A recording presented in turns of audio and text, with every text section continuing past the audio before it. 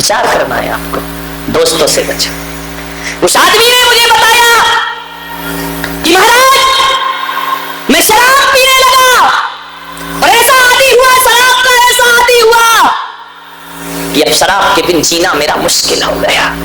एक बात याद रखना, कोई भी शराबी जिंदगी भर शराब नहीं पीता। कोई भी शराबी यदि शराब पीता है तो जिंदगी में पहली बार शराब पीता है, बस। उसके बाद कभी शराब नहीं पीता है। बारामती वालों का मुझे नहीं मालूम कि रोज पीते हैं कि कभी कभी पीते हैं। एक शराबी पहली बार शराब पीता है, फिर जिंदगी में शराब नहीं पीता, फिर कहानी बदल जाती है।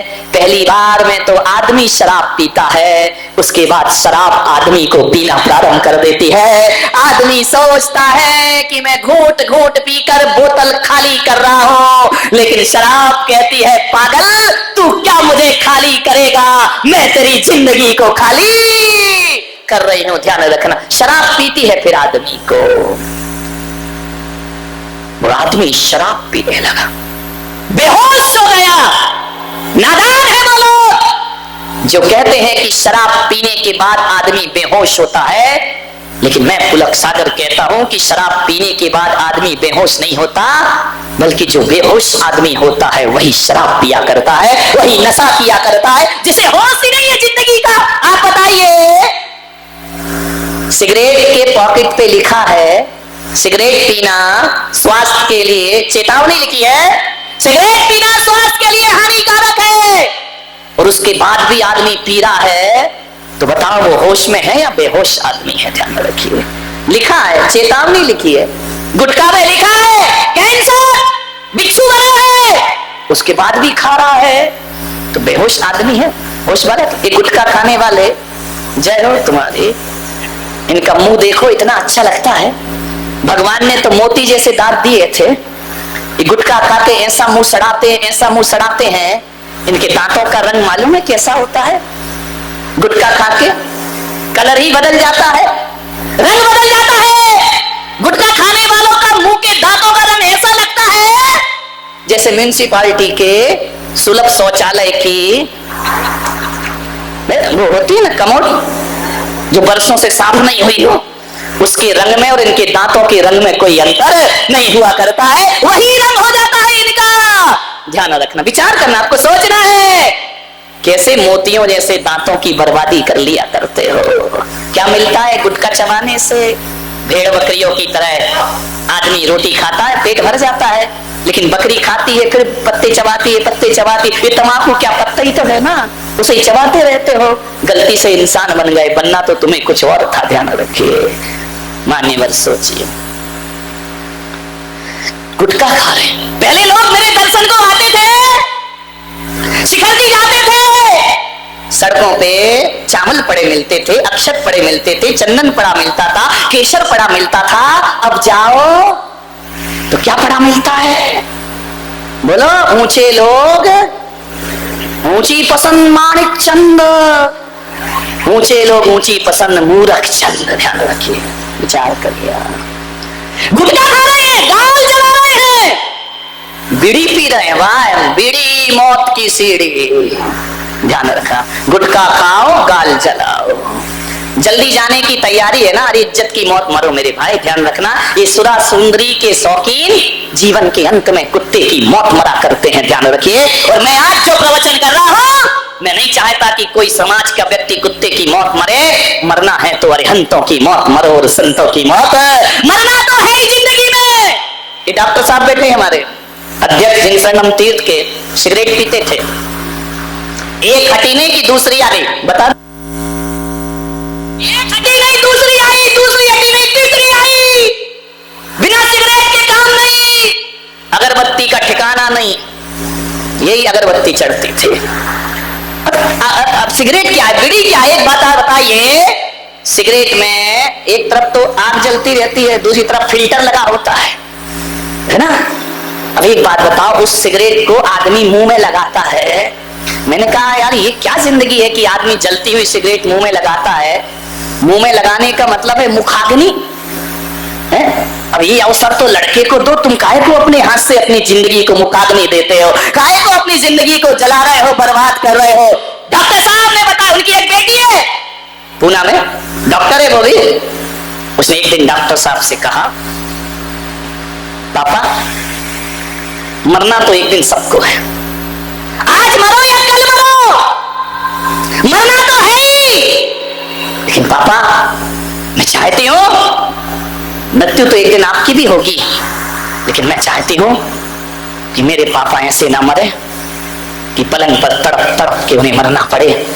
मैं चाहती हूं कि इज्जत की मौत उनकी मौत होना चाहिए। पापा आज के बाद सिगरेट मत पीना। डॉक्टर साहब ने मुझे बताया, उस दिन से सिगरेट फेंक दी और आज तक जीवन में सिगरेट को हाथ नहीं लगाया था।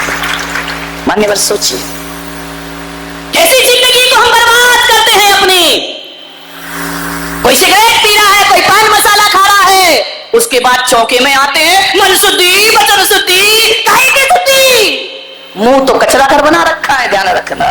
महाराज आहार ले लो हमसे, आहार। तुम तो आहार देखने के पात्र नहीं, देने की तो बात ही छोड़ दीजिए। ध्यान रखिए मान्यवर। उस आदमी ने कहा कि महाराज मैं शराब पीने लगा, पहले बाहर पीता था, छिप के पीता था, फिर ये स्थिति बनी मेरी, घर में लाके शराब पीने लगा। पत्नी ने कहा, देखो तुम्हें पीना है बाहर पियो, बच्चे हैं क्या सोचेंगे वो, क्या उनके जीवन में असर पड़ेगा। तुमको पीना है तो बाहर जाकर पियो। एक बात याद रखना, यदि कोई बाप अपने बच्चे से पीने के लिए सिगरेट मंगाता है पान की दुकान से, तो मैं कहता हूं उस बाप को बाप होने का कोई हक नहीं हुआ करता है। क्या शिक्षा दे रहा है वो अपने बच्चे को, क्या सिखा रहा है अपनी आने वाली पीढ़ी को। आज बच्चा तुम्हारे लिए सिगरेट लेने जा रहा है, कल बच्चा खुद के लिए सिगरेट लेने जाएगा। मैं तो आपसे इतना निवेदन करता हूं, यदि बाप बनने की औकात ना हो तो आदमी को शादी नहीं करना चाहिए। ध्यान रखना, विवाह करने के बाद किसी का जीवन उजाड़ना, बच्चों का भविष्य बिगाड़ना, ये जिंदगी है आदमी की। मान्यवर ध्यान रखिए। उस आदमी ने मुझे बताया कि महाराज मैं घर में शराब लाने लगा, पत्नी ने बहुत रोका कि मत करो तुम, लेकिन मैं नहीं माना। मेरा अहंकार, अबला नारी क्या करेगी बेचारी की, टप टप आंसू बहा सकती है, दीवार की तरफ मुंह करके रो सकती है। मैं आपसे निवेदन कर रहा हूं कि जिसका पति शराब पीता है ना, वो औरत सुहागिन होकर भी विधवा की जिंदगी जिया करती है। ध्यान रखना, उसकी आंखों से आंसू नहीं, खून के आंसू बहा। क्या चाहती है एक औरत कि मेरा पति इज्जत की जिंदगी जिए, हरे अच्छा खिलाए पिलाए ना करे, गरीबी के दिन आ जाए, लेकिन शराबी पति नहीं होना चाहिए। हमारा ध्यान रखना मान्यवर। उस आदमी ने कहा, मेरी पत्नी ने बहुत विरोध किया। एक दिन पत्नी ने कहा कि मैं चली तुम्हारा घर छोड़कर। बोले मैं नशे में था। मैंने कहा इसी वक्त निकल जाए यहां से। उसने बच्चे उठाए, टैक्सी उठाई, घर छोड़कर चली गई पिया। जैसे ही घर गई मैंने कहा कि चलो, रास्ते का कांटा अलग हुआ। महाराज मेरी अय्याशी इतनी बढ़ी कि मेरे यार दोस्त अब घर में आकर शराब पीने लगे, बोतलें खुलने लगी घर में, और हम चारों पांचों दोस्त मिलकर शराब पी रहे थे। दरवाजा बंद करके कि जोर से दस्तक आई, आवाज आई, दरवाजे को किसी ने खटखट किया। मैंने कहा कौन है, आवाज नहीं आई। दरवाजा खोल कर देखा तो मेरी पत्नी बच्चों को लिए खड़ी थी। मैंने कहा कि तू क्यों लौट आई इस घर में वापस। बोले मैं गई नहीं थी, मैं ये देख रही थी कि मेरे जाने के बाद तू मेरे मंदिर जैसे घर का क्या हाल करता है।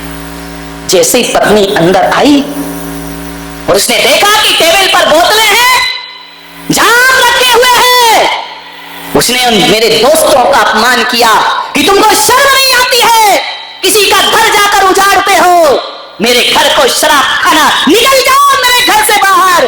खबरदार जो आज के बाद इस घर की तरफ मुंह भी किया। मेरे दोस्त सिर झुकाकर निकल गए। मुझे इतना गुस्सा आया, इतना गुस्सा आया कि तूने मेरे दोस्तों का अपमान किया, उनके सामने बेइज्जती कर दी। मैंने पत्नी को एक चांटा मारा। पत्नी ने कहा तुम कुछ भी कर लो, मैं इस मंदिर जैसे घर में अपवित्र चीज नहीं आने दूंगी, चाहे कुछ भी कर लो। बहस इतनी बड़ी कि मैं नशे में था, मैं कुछ ना कर सका। एक लोहे की राड रखी थी, वह राड ली और मैंने पत्नी के माथे पर मार दी। जैसे ही मारी, खून का फव्वारा छूट गया। पत्नी चीख उठी, तड़प गई। तड़प तड़प के उसका वही प्राणांत हो गए, वह मृत्यु को प्राप्त हो गए। बच्चे मुझे देख रहे हैं, पापा तुमने मेरी माँ को मार डाला, इस शराब ने इस घर में आग लगा दी। पुलिस आ गई, मुझे हिरासत में ले लिया गया, आग की सजा हुई मुझे। महाराज, मैं अपनी पत्नी का हत्यारा हूं। मैंने कहा हत्या की सजा प्राप्त कर ली तुमने। बच्चे मिलने आते हैं।